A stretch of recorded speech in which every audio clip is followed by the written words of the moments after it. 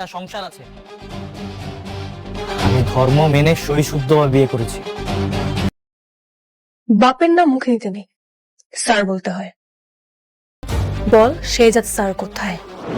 Hello বন্ধুরা, কেমন আছো? আশা করি সবাই অনেক অনেক ভালো আছো। তো বন্ধুরা, দুনিয়ার টাকার গোলাম 23 নম্বর পর্বে যা হয়েছে সেটা যারা দেখেছো তারা নিশ্চয়ই বুঝতে পেরেছো।